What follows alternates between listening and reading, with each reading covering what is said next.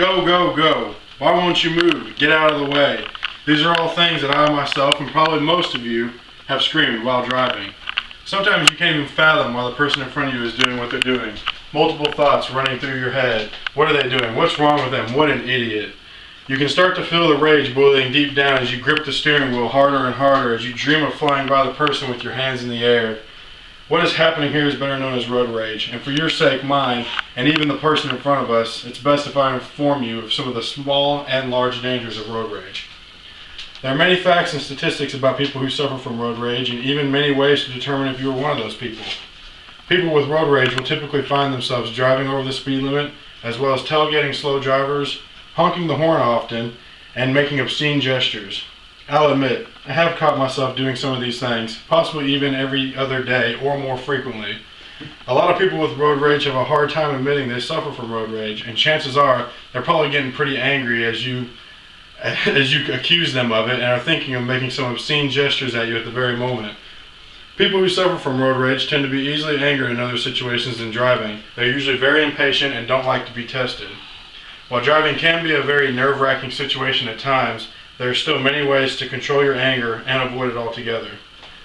While you may not be the person committing road rage, you may be the one causing the road rage by some of the things you do while you drive. Do you use your phone while you drive or drive while distracted? Things like this can be very dangerous and in some places even be illegal. These distractions can cause you to drive off the road, out of your lane, drift closer to other drivers, and drive faster or slower than the required speed limit. These are examples of things that can induce road rage in other drivers. Do you keep your high beams on even when there's oncoming traffic? Bright lighting people can cause them to lose their spot on the road or cause them to drive off of the road. Or even switch lanes or make turns without using your turn signal.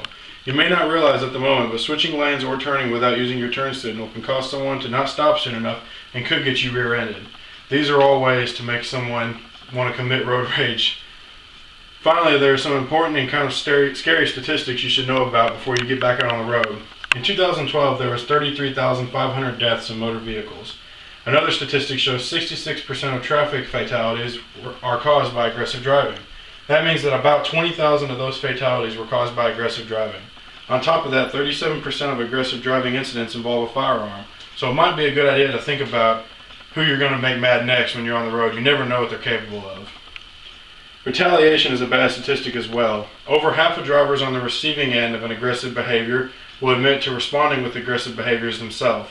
So next time somebody wants to act a fool and fly by you, flipping you off because you were, for instance, driving the speed limit, it's best to just ignore them and let them go on. No need to instigate the situation any more than necessary.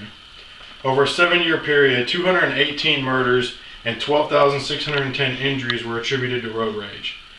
And also, one scarier statistic is 2% of drivers will admit to even trying to run an aggressor off the road. So if that isn't enough reasoning alone to make sure you don't commit or cause road rage, I don't know what is. In conclusion, road rage can be bad from very many different reasons, from crash dangers to anger issues. There are many ways to work to control your anger and keep yourself from committing road rage and causing more harm than you know. Plus, like I stated before, you never know what the other driver is capable of doing. Remember to warn the ones you love of the dangers of road rage, and remember to stay in control of your car and stay focused about what you're doing at all times while driving.